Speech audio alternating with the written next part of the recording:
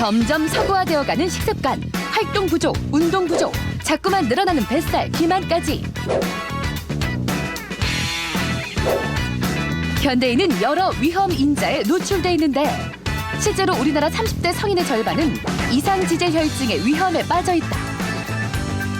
이상지질혈증 예전에는 고지혈증이라고 이제 불렸던 이제 병입니다.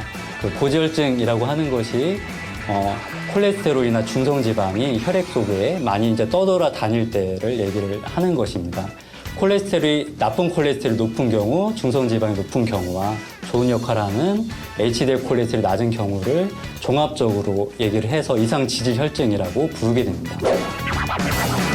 생명을 위협하는 또 다른 질환으로 이어지는 이상지질혈증. 그렇기 때문에 확실한 관리가 필요하다. 오늘 TV 주치의에서는 이상지질혈증에 대해 자세히 알아본다.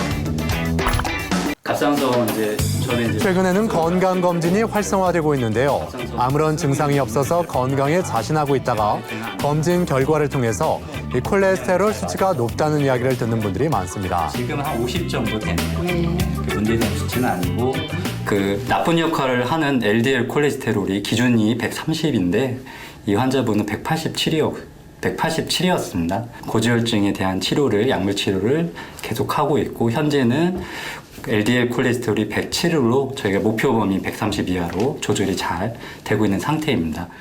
다른 원인에 의해서 2차적으로 고지혈증이 있는 경우가 있는데 그런 경우가 이제 간질환이 있을 때 그리고 갑상선 기능 저하증이 있을 때 그리고 이제 신증후군이 있을 때가 고지혈증을 2차적으로 일으킬 수 있으므로 그런 경우에는 기저질환에 대한 치료가 우선이 되겠습니다. 그런 경우를 확인하기 위해서 혈액 검사를 하게 됩니다. 신증후군이 있지 않는지를 확인할 수 있는 검사가 되고 또 단백뇨가 있는 경우에 동맥경화가 훨씬 더 잘 생기게 됩니다. 고지혈증을 치료하는 이가 궁극적으로는 단순히 콜레스테롤 떨어뜨리기 위한 치료가 아니라 동맥경화를 예방하기 위한 목적이기 때문에 심내 혈관질의 위험도가 어느 정도 되나를 파악하기 위해서 소변 검사를 또 하게 됩니다. 당뇨라든지 고혈압이라든지 이런 것들과 동반이 되어 있는 경우가 많습니다. 저희가 고혈압 같은 경우에 저희 심장 쪽에 고혈압의 결과로 인해서 합병증이 생기지 않은지 그런 신비대가 있게 되는데요. 마찬가지로 신비대가 있는 경우도 동맥경화 질환 위험도가 올라가게 됩니다.